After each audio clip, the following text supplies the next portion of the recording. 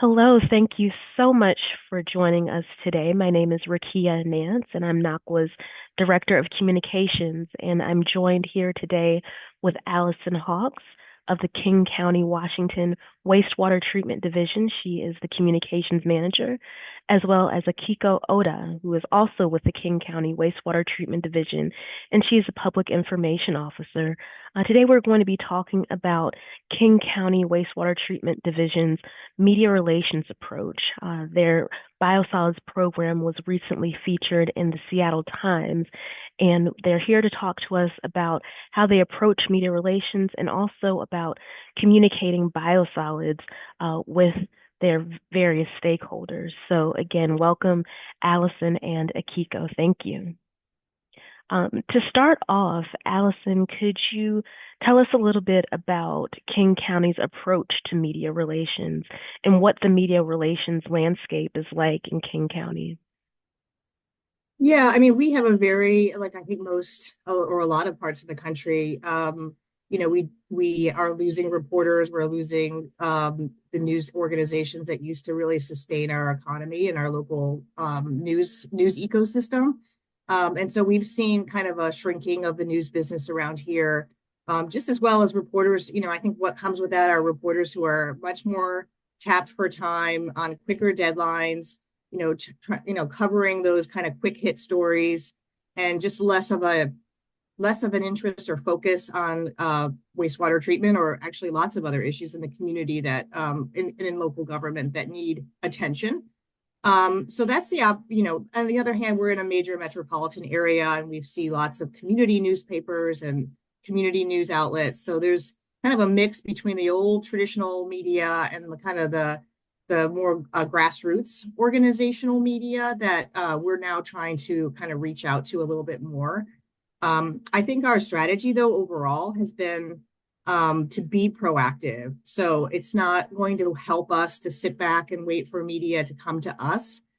We have to go out there and make our stories. And so we put a lot of effort into the year into figuring out what those good stories are that we want to tell, and then think very strategically about how we're going to reach out to reporters or media that we've built relationships with, and to get their interest in those stories. And usually that comes with, we have different tactics. Obviously, we have media events. We have, in this case, with the story that we did on biosolids, it was a video that we produced with a short news release that we sent out to a select reporter. So we have different tactics, but it's all with the effort to really try to tell our own story, kind of lead proactively, and think very strategically about who we might be able to partner with to get that good, positive story out there. I think really investing in our relationship with the reporters is really key. We have several environmental reporters at the Seattle Times that we've been pitching to different stories to different reporters based on their interests or beats. So just making sure, even if you don't think it might be to their interest, we make sure we let them know, invite them to our events, and keep them in the loop on anything that's happening. So just cultivating that relationship and investment. That's happened before Alison and I joined the organization too. So it's a long-term investment. It's less about just, sending a news release out to the general newsroom or to 50 media outlets, however many is, and it's more about a targeted approach to thinking very much about who would be interested, how to pitch that story to that particular news outlet, what their angle is going to be, and how to find that match with the work that we're doing. And just to add, our stories, we've been framing our stories through environmental lens rather than the contaminants angle. So this is an environmental, climate change, resilient product. So I think that's one of our successes too, to talk from a climate angle, an environmental issue. The biosolids program loop has been in place for several years, if not decades. I believe something along the tune of 30 years now. How do you go about communicating that to the general public, especially in the face of increased public scrutiny?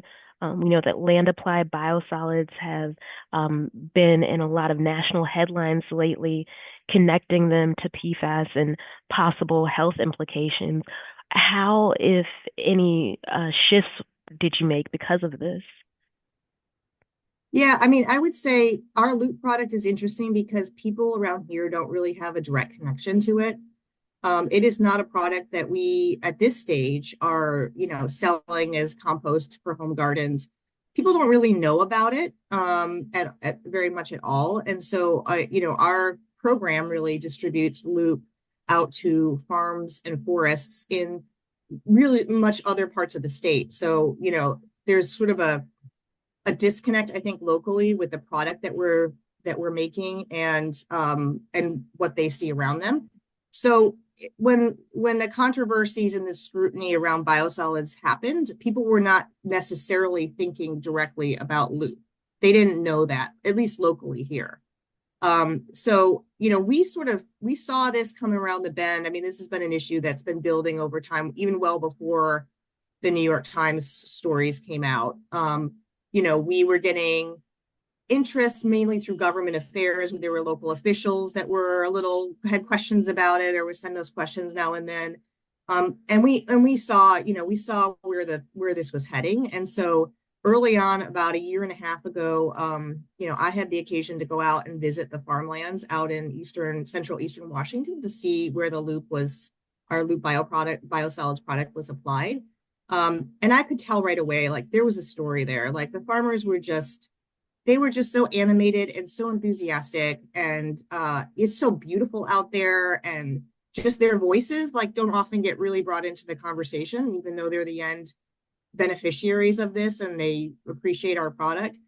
And so we decided at that point in time, we were going to do a story about from the farmer's perspective. And at that time, it was like, how do we build education awareness, like so that our folks back at home, their first association with biosolids is what a great product it is, how it's really helping farmers in central eastern Washington, and not PFAS. Like we didn't want the conversation to start with, oh, here's what biosolids are. And by the way, there's this PFAS thing that's, kind of raising some eyebrows or questions around it.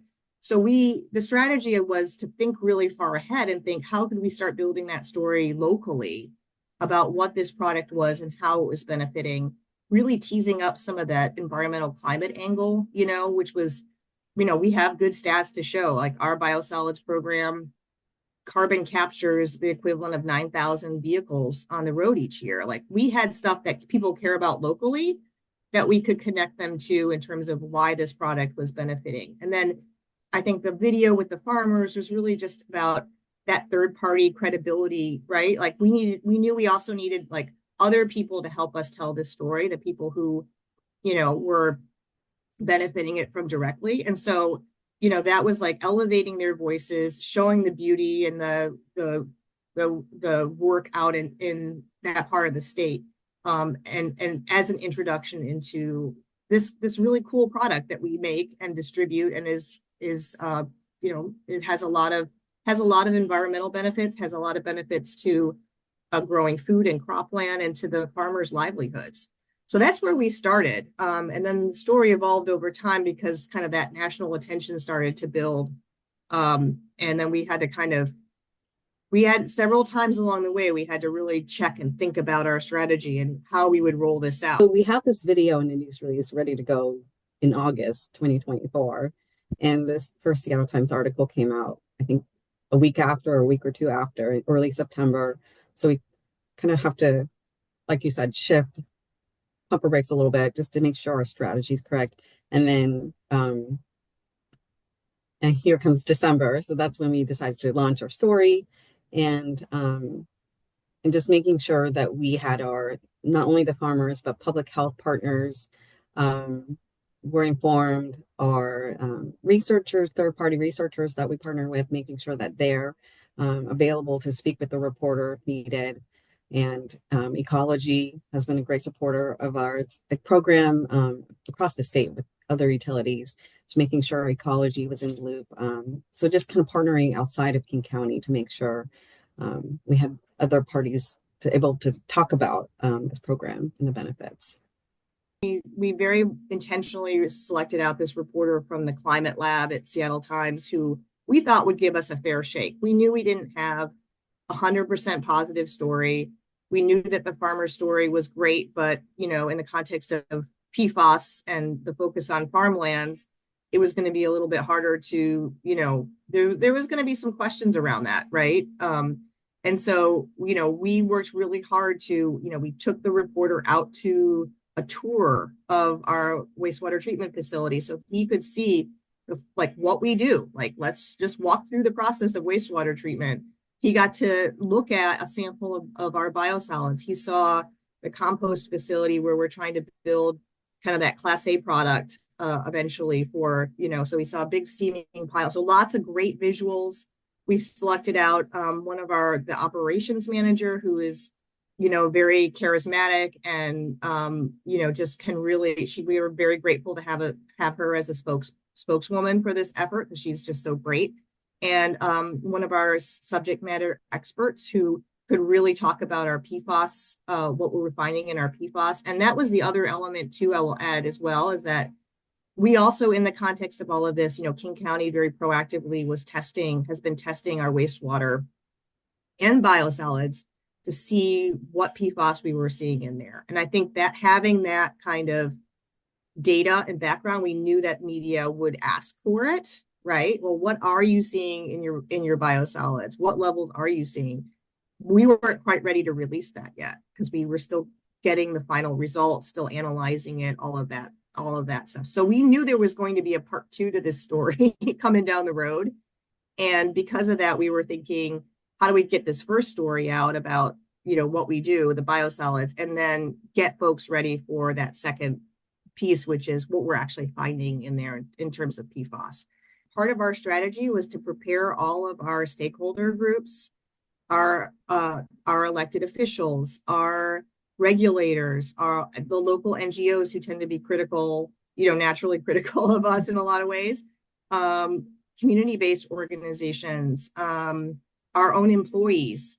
Like, we had a strategy, like when the story came out, to touch base with them right afterwards. And so, you know, I think just making sure, I mean, the general public's one thing, but I think the broader strategy is really to not just educate, you know, whoever the media readers are, you know, whoever the newspaper readers are, but the folks that are close to you, and make sure they understand it. And I think that we had a number of emails that came back to our organization, to our director, just saying how grateful they were that they had been brought into the conversation and knew our perspective on this. So it's kind of just building this goodwill and education and kind of trust and credibility with all the layers of folks that we work with locally.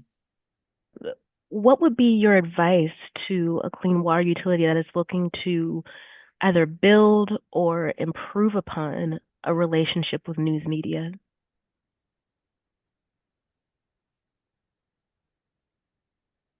I mean, I would say out the gate, and I want to hear Akiko too, is be proactive. Just be I mean, these issues, we deal with such tough issues. I feel like almost every story or the majority of stories that we do are not 100% positive. There's always some wrinkle in there because of the business that we're in, you know? And so you know, I think there's I think a historic tendency to kind of hunker down and just do the work, you know, I think from our folks.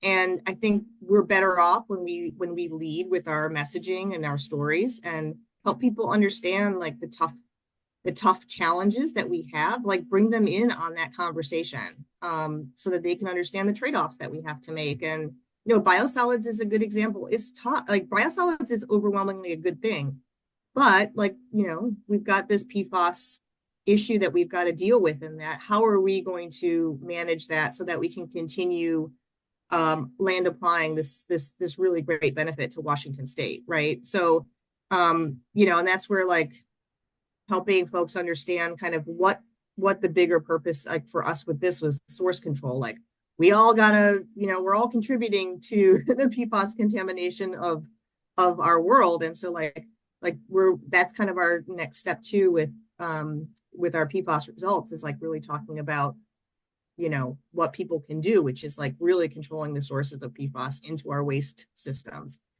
So I think just going back, you know, just being proactive, not being afraid to get out and talk about the issues that you deal with, but be really prepared and savvy about your messaging on that, because you gotta do your homework. You got to get your messaging together. You have to anticipate what questions you're going to get. You got to work that through with your leadership and your SMEs, right? So like put the time into really understanding what the issues are and the messaging that can support you on that, but then ultimately, figure out ways to kind of lead the conversation.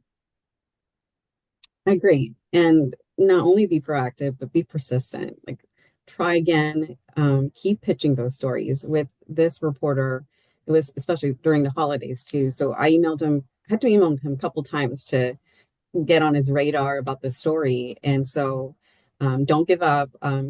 Keep reaching out and offer tours, ways to connect with our SMEs, subject matter experts, and provide a briefing or a tour and bring them to your site. We went in, we had nothing to hide. We wanted to tell the story. It was a calculated risk that we went in with this potentially. We weren't sure how it was going to land, but we wanted to be able to tell our story in our own terms and frame the conversation. So we weren't really defending biosolids. We were able to tell it and highlight the benefits in a positive way. And I think that came through in the article.